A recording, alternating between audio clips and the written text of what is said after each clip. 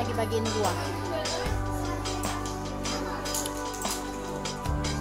Sinabung. Nah ini aku di masjid Desa Namanteran. Kita insya Allah nanti bagiin masker dan beberapa makanan. Semangat, Allahu Akbar. Takbir.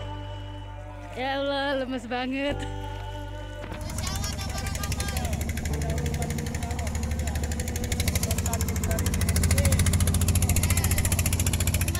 Ini semua paket sembakonya dari teman-teman, bantuannya barakallah.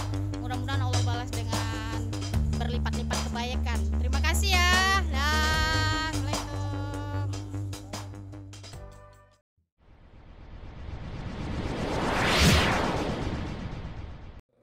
Bismillahirrahmanirrahim. Assalamualaikum warahmatullahi wabarakatuh. Waalaikumsalam warahmatullahi Alhamdulillah hari ini kita kedatangan tamu dari Jakarta, founder Tebar Al-Quran Indonesia, Mbak Erlina ya. Iya. Baik. Mbak Erlina apa kabar? Alhamdulillah sehat, alhamdulillah. Ini nama Mbak Erlina nih kita kenal di media sosial Erlina Binjai, benar ya? Iya benar. Itu kenapa Erlina Binjai? Karena saya lahir di Binjai. Oh, lahirnya di Binjai. Jadi sekarang domisilinya di mana, Mbak? Di Jakarta, alhamdulillah. Ini founder Tebar Al-Quran Indonesia ya, atau founder Tebar Al-Quran ini sebagai apa? Organisasi atau yayasan? Lebih sebenarnya saya kan belum membuat yayasan, jadi lebih ke gerakan sebenarnya. Oh, gerakan ya. Jadi saya berharap dengan Tebar Al-Quran Indonesia itu siapapun orangnya semuanya bisa mewakafkan Al-Quran gitu sebagai usaha untuk menjadi amal jariah walaupun itu hanya satu buah Al-Quran seperti itu. Oke. Kemudian mulainya nih kapan nih? Mulai menjadi relawan Tebar Al-Quran. Kalau untuk Tebar Al-Quran sendiri, alhamdulillah sudah berjalan 4 tahun. 4 tahun ya. 4 tahun. Sebelumnya relawan juga. Relawan juga, tapi lebih ke relawan komunitas. Jadi berkhidmat kalau misalnya ada bantuan yatim atau berkhidmat untuk acara-acara tablik akbar dan lain sebagainya gitu. Berarti sekarang ini relawan sambil menebar Al-Quran lah di lapangan gitu. Iya, insya Allah. Berarti sebagai sarana ini relawannya sebagai sarana, tapi misinya dakwah untuk menebarkan Al-Quran. Insya Allah, insya Allah. Alhamdulillah ya. Kemudian selama menjalankan aktivitas sebagai relawan, mungkin ada kendala segala macam. Saya memulai dari awalnya dulu. Kenapa bisa punya niat untuk menjadi relawan? Ini yang menjadi pertanyaan saya selama ini melihat aktivitasnya terlalu banyak gitu. Iya. Apa niat awalnya gitu? Ya, yang jelas kita kepengen jadi sebaik-baik manusia, yaitu bermanfaat untuk orang lain ya. Sebenarnya motivasinya banyak sih sebenarnya, cuma memang kita dari kecil kan hidup dari keluarga yang serba kurang gitu ya. Kita ini lebih banyak ditolongin orang, tapi kita pengen nolong nggak punya kekuatan, nggak punya kemampuan.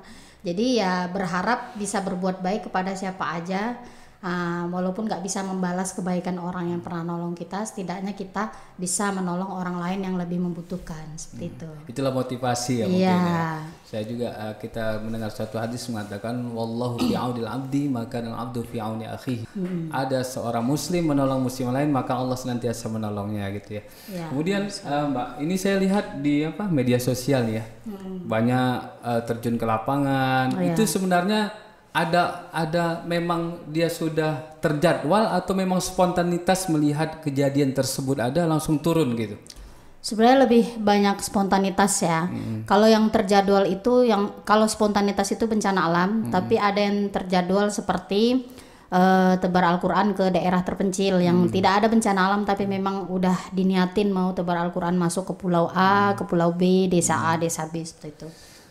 Berarti kan ini kan saya lihat kan ada juga saya lihat di media sosial semua ya kan, karena di share gitu. Jadi misalnya berkunjung ke satu tempat, misalnya ada misalnya pemberian bantuan atau makanan segala macam itu. Ini yang jadi pertanyaan saya ini. Ini semuanya ini dari kantong sendiri atau dari mana gitu? Ya alhamdulillah sebagian ada dari kantong sendiri, tapi sebenarnya saya hanya memulai aja. Ketika kita mulai, alhamdulillah Allah cukupkan dengan mendatangkan malaikat-malaikat bumi. Jadi banyak yang support juga gitu. Pun kalau ini kantong sendiri nggak banyak. Tapi ada ya. Ada memang. Kita hanya memulai saja untuk mencontohkan bahwa kita berbuat baik itu tidak hanya mengajak, tapi minimal diri kita sendiri dulu harus udah tuntas gitu. Mulai dari diri sendiri. Iya, gitu benar. Mulai dari sendiri. Jadi berarti selain dari kantong sendiri mungkin ada donatur ya? Iya, banyak sekali alhamdulillah. Kalau saya boleh tahu, donatur ini dibuka untuk umum gitu. Maksudnya boleh nggak siapa saja yang mau menjadi donatur, kepingin dia tidak punya sarana, ini dia mungkin ada uang disediakan di kantong dia, tapi dia nggak tahu bagaimana cara mengimpakkannya. Apakah bisa jadi fasilitas gitu? Maksudnya dari mbaknya sendiri, dari founder Tebar Al-Quran ini. Masya Allah, tabarakallah. Insya Allah sih saya tidak membatasi siapapun, apapun latar belakangnya, boleh saja untuk support. Bisa langsung ke sosial media saya, Facebook Erlina Binjai atau Instagram Erlina Binjai. Nanti kita buat di sini. Atau bisa juga ke Instagram Tebar Quran Indonesia gitu. Biasanya langsung karena saya belum ada yayasan, jadi masih pakai rekening pribadi. Ya. Tapi itu terserah kepada hamba Allah aja. Kalau misalnya saya lagi di Binjai atau lagi berada di kotanya, mau datang langsung ketemu sowan boleh, silaturahim mau datang, karena banyak juga yang dia itu nganter bantuannya pas ketika saya ada di lokasinya, mereka support datang, malah ada yang kasih mobil, rumah, terus ada yang dia beli borong Quran dia langsung antar ke saya, jadi saya tinggal menyalurkan, ada macam-macam gitu. Tidak masalah siapa aja sebenarnya. Untuk membantu ini, kita membuka peluang untuk orang lain beramal gitu. Berarti nanti kalau seandainya ini saya siarkan nanti kita share, insya Allah bagi teman-teman yang melihat video ini bisa nanti kita bantu untuk menghubungkan antara pihak donatur ke Mbak Erlina langsung. Nanti kita bantu, bisa nanti kita buat linknya atau kita buat Facebooknya, share-nya kita. Tadi kita lihat ada video sebelumnya kita lihat ada naik sampan, itu apa? Itu di mana gitu? Nampaknya ngeri sekali gitu. Apakah kan wanita terjun ke lapangan ini kan luar biasa. Saya kadang-kadang mikir juga gitu. Bagaimana bisa sampai ke situ gitu kan? Itu gimana memotivasinya sampai masuk ke laut? Saya kadang-kadang pun nggak habis pikir gitu. Nanti saya lihat ada ke tempat ini lagi ada kejadian sinabung ya kan, ini ke sinabung malam sampai berhujan-hujan, itu apa sih motivasinya?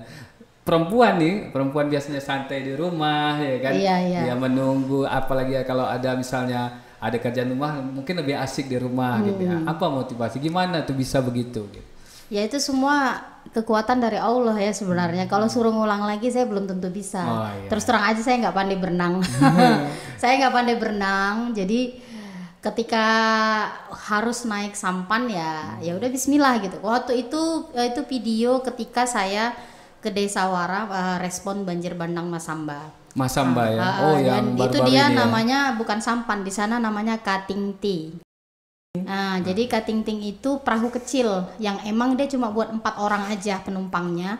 Kalau kita bawa barang bantuan, hanya 2 orang yang bisa naik. Jadi memang kecil banget. Itu terus sungai kan dalam itu ya? Jadi sungainya dalam, tapi karena sekarang banyak kayu-kayu hasil banjir bandang, jadi akhirnya cuma bisa perahu kecil aja yang bisa lewat seperti itu. Karena memang kecil, nggak bisa kalau nanti yang besar ketubruk sama kayu-kayu dari banjir bandang seperti itu. Ya ada beberapa daerah yang saya harus naik perahu, naik ini buat ngantar Quran, ngantar bantuan ya. Mudah-mudahan dihitung Allah sebagai amal jihad juga insya Allah. Kemudian ada satu saya lihat video, ini Mbak dulu pernah ya saya lihat bergabung dengan NGO Turki ya kalau nggak salah. NGO Prancis. Ya. Itu gimana bisa ketemu dengan mereka, gimana itu? Bisa diceritakan sedikit? Sebenarnya dulu saya kan pernah tergabung juga di Tagana Sumatera Utara ya. Ketika terjadi gempa Padang 2009 saya ikut berperan. Waktu itu saya ditugaskan di bandara, emang kita bikin dapur umum untuk bule-bule NGO karena kan dulu gempanya besar jadi banyak NGO asing. Nah, salah satunya mereka gitu. Sebenarnya saya semenjak beberapa tahun itu sempat tidak berada di dunia relawan karena kerja, membangun karir di Jakarta gitu ya. Tapi akhirnya ketika saya terjun lagi di dunia sosial, mereka menghubungi saya dan beberapa kali alhamdulillah kami kerjasama, termasuk ketika bencana di Palu, mereka datang dan support, dan beberapa kali bahkan mereka ngasih donasi seperti ketika tsunami Banten sama Sinabung juga pernah saya untuk beberapa desa alhamdulillah. Jadi kita sinergi sama siapa aja insya Allah, dan mudah-mudahan itu mendatangkan kebaikan baik dari kita ataupun dari mereka. Ya baik. Ini yang paling satu lagi yang mau saya tanyakan, ini kan relawan lah, membantu segala macam ya kan. Yang mau saya tanyakan, melihat agama, usia apa tidak, atau semua sama gitu untuk relawan ini? Maksudnya hanya muslim aja atau selain muslim apa bisa gitu? Gini, kita kalau untuk bencana alam namanya humanitarian ya, kalau untuk kemanusiaan kita tetap agama apapun kita tetap tolong, karena ini situasi darurat ya, tanggap darurat. Jadi kita nggak ada mikirin harus anak-anak aja, harus orang tua aja, enggak. Apapun agamanya insya Allah kita tolong gitu semampunya kita. Jadi memang kita nggak memaksakan. Kalau kita hanya mampu untuk misalnya 20 camp pengungsi, ya udah hanya segitu aja, nggak usah memaksakan, karena ada banyak komunitas lain yang bisa kita sinergi bersama-sama. Yang mana yang sangat berkesan ketika di lapangan, di tempat mana dan di waktu apa yang sangat berkesan sekali? Ada satu tempat namanya Pulau Sapeken, pernah dengar ya? Di daerah mana itu ya? Pulau Sapeken itu kalau dari waktu itu saya dari Pulau Sumeneb naik kapal lagi itu sekitar 16 sampai 20 jam. Jadi ada Pulau Sapeken tuh kecil. Ketika saya berada di sana nggak tahu kenapa saya senang sekali. Memang medannya sangat berat gitu ya karena lautan semua. Masya Allah saya ngerasain mungkin seperti itu ya kalau kita hidup hidup damai gitu. Jadi mereka itu mayoritas laut. Saya ke sana itu pada bulan Ramadan dan mereka itu semua berhenti melaut demi fokus ibadah Ramadan. Jadi pada saat Ramadan itu mereka hanya makan ikan-ikan yang sudah diasinin, yang udah dikeringin. Jadi atau telur, harga telur sama ayam mahal memang di sana, yang murah ikan gitu kan. Nah, karena terus daerah laut ya. Terus di sana Masya Allah mereka warganya itu sangat visioner ya kalau menurut saya. Anak-anaknya itu rata-rata sekolah di Jawa, masuk pesantren dengan beasiswa tahfiz. Jadi kalau saya pernah masuk kampung Quran, kampung ini, kalau bagi saya di sana itu kampung dai. Kenapa? Hampir semua anaknya itu terkader sendirinya menjadi dai, apapun profesi mereka. Akhirnya nanti setelah mereka tamat SMP, SMA, ini bahkan tamat SMP ya, pesantren level SMP, sebelum dapat ijazah mereka berkhidmat dulu 6 bulan di pulau mana. Jadi Pulau Sapeken itu kecil, tapi pulau sekitar-sekitarnya ini ada 50 pulau. Mereka akan berdakwah di sekitar pulau itu, bahkan ada yang dikirim ke pulau-pulau lain di Indonesia, terutama Indonesia Timur.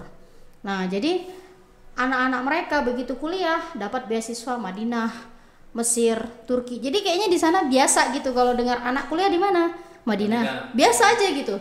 Jadi emang makanya menurut saya itu bukan kampung Quran lagi tapi kampung dai. Karena memang luar biasa ulama didengar di sana. Bahkan kalau bisa dibilang camat polisinya cuma di atas kertas aja. Kalau ada masalah mereka ke ulama dulu. Ada perselisihan entah itu tanah, entah itu masalah rumah tangga, ke ulama dulu. Jadi itu sangat amat berkesan. Tapi memang kalau mau kembali lagi ke sana, bukan cuma energi kekuatan, bekal takwa kita harus kuat juga. Soalnya memang luar biasa berat gitu. Kita harus nyebrang pulau terus. Kayak saya nggak bisa berenang di tengah laut, goncang itu udah.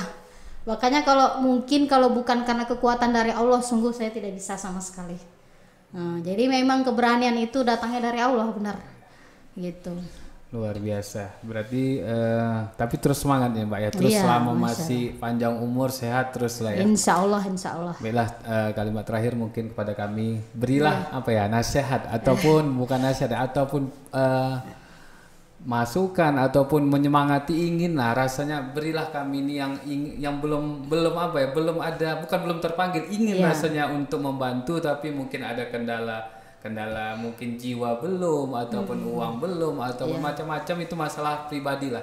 Tapi apalah pesan kepada kami agar kami ini teman-teman kita, saudara muslimah lainnya semangat untuk membantu. Ya, pernah saya 5 tahun lalu sebelum memulai tebar Quran ini, saya bermimpi ketemu Rasulullah SAW. Dalam mimpi saya itu beliau berpesan, jika kamu yakin niscaya Allah akan mencukupi, Allah akan mampukan. Udah, jadi cuma kalimat pendek itulah modal saya kemana-mana. Artinya saya juga dibekali dengan Masya Allah guru dan teman-teman soleh. Terus pasukan-pasukan langit yang support saya di belakang itu banyak banget. Intinya adalah ketika kita sudah punya Allah, insya Allah itu semuanya cukup. Jadi kita kalau mau sedekah itu nggak usah takut. Karena apa ya? Ya itu kan punya Allah juga yang dititipin ke kita. Ya udah kita kembaliin aja gitu. Kita nggak punya hak untuk mengakui apapun harta benda di dunia ini gitu. Semua itu punya Allah gitu. Jadi kita apa sih yang kita punya? Toh semua akan kembali kepada Allah. Nah itu, oleh karena prinsip itu, jadi saya berpikir bahwa ya udah kita sekarang gunain usia kita benar-benar untuk bermanfaat. Kalau kita itu nggak harus jadi relawan, enggak. Kita bisa berdakwah dengan porsi kita masing-masing. Seperti Ustadz ini kan sekarang bikin podcast, ini kan dakwah lewat podcast ya, atau lewat sosmed gitu. Atau yang misalnya jadi pegawai nih, entah dia pegawai negeri atau swasta, minimal jadi orang on time. Karena orang muslim itu sebenarnya dididik untuk disiplin ya, dengan sholat 5 waktu on time. Jadi kita harusnya lebih disiplin daripada orang lain. Nah itu sholat 5 waktu itu kan ngedidik kita on time.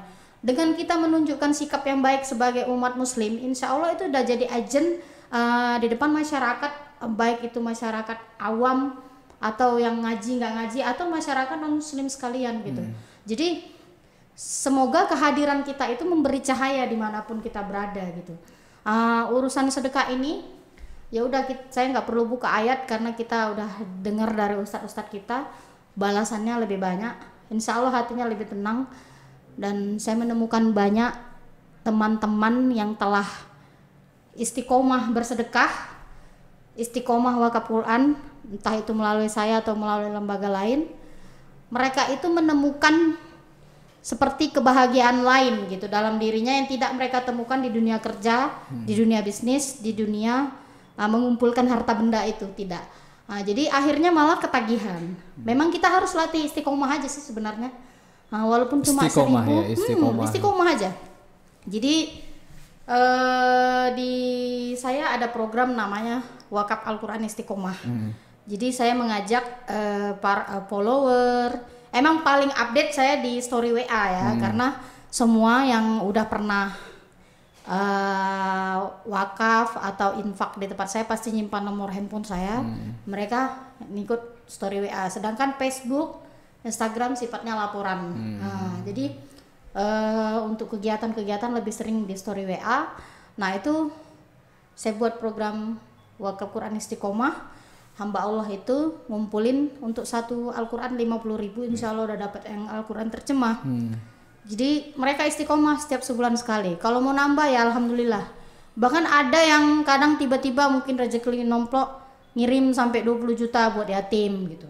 Atau ada hamba Allah yang Masya Allah sebulan itu bisa menghabiskan 30 juta untuk support semua kegiatan saya.